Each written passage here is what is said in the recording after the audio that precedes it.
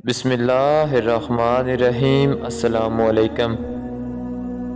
ایک رات سلطان نور الدین زنگی رحمۃ اللہ علیہ نے عشاء کی نماز پڑھی اور سو گئے کہ اچانک اٹھ بیٹھے اور نم آنکھوں سے فرمانے لگے کہ میرے ہوتے ہوئے میرے آقا دو عالم صلی اللہ علیہ وآلہ وسلم کو کون ستا رہا ہے۔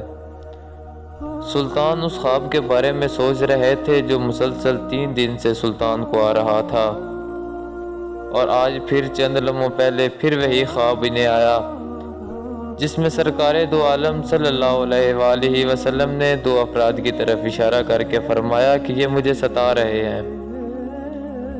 اب سلطان کو قرار کہاں تھا۔ انہوں نے چند ساتھی اور سپاہی لے کر دمشق سے مدینہ جانے کا ارادہ فرمایا۔ اس وقت دمشق سے مدینہ کا راستہ 20 سے 25 دن کا تھا، مگر سلطان نے بغیر آرام کیے یہ راستہ 16 دن میں طے کیا۔ مدینہ پہنچ کر آپ نے مدینہ آنے اور جانے کے تمام راستے بند کروا دیے اور تمام خاص و عام کو اپنے ساتھ کھانے پہ بلایا۔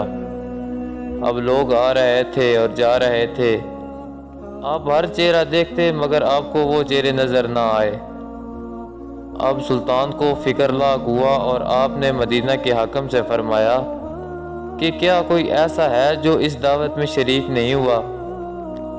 جواب ملا کہ مدینہ میں رہنے والوں میں سے تو کوئی بھی نہیں، مگر 2 مغربی زائر ہیں جو روضہ رسول صلی اللہ علیہ وآلہ وسلم کے قریب ایک مکان میں رہتے ہیں، تمام دن عبادت کرتے ہیں اور شام کو جنت البقیع میں لوگوں کو پانی پلایا کرتے ہیں، جو عرصہ دراز سے مدینہ میں مقیم ہے۔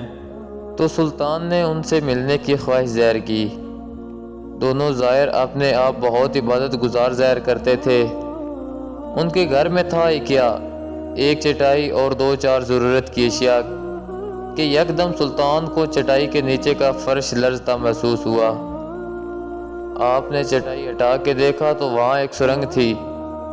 سلطان نے اپنے ایک سپاہی کو سرنگ میں اترنے کا حکم دیا۔ وہ سرنگ میں داخل ہوئے اور واپس آ کر سلطان کو بتایا کہ یہ سرنگ تو نبی پاک صلی اللہ علیہ وآلہ وسلم کی قبر مبارک کی طرف جاتی ہے۔ یہ سن کر سلطان کے چہرے پر غیظ و غضب کی کیفیت طاری ہو گئی۔ سلطان نے دونوں زائرین سے پوچھا کہ سچ سچ بتاؤ کہ تم کون ہو؟ حیل و حجت کے بعد انہوں نے بتایا کہ وہ یہودی ہیں اور اپنی قوم کی طرف سے تمہارے پیغمبر یعنی سردار دو جہاں حضرت محمد مصطفیٰ صلی اللہ علیہ وآلہ وسلم کے جسم اقدس کو چوری کرنے پر مامور کیے گئے ہیں۔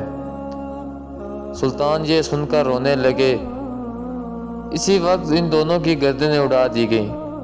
سلطان روتے جاتے اور فرماتے جاتے کہ میرا نصیب کہ پوری دنیا میں اس خدمت کے لیے اس غلام کو چنا گیا۔ اس ناپاک سازش کے بعد ضروری تھا کہ ایسے تمام سازشوں کا ہمیشہ کے لیے خاتمہ کیا جائے۔ سلطان نے معمار بلائے اور قبر اقدس کی چاروں طرف خندق کھودنے کا حکم دے دیا، یہاں تک کہ پانی نکل آیا۔ سلطان کے حکم سے اس خندق میں پگھلا ہوا سیسا بھر دیا گیا۔ بعض کے نزدیک سلطان کی سرنگ میں داخل ہو کر قبر انور پر حاضر ہو کر قدمین شریفین کو چومنے کی سعادت بھی حاصل ہے۔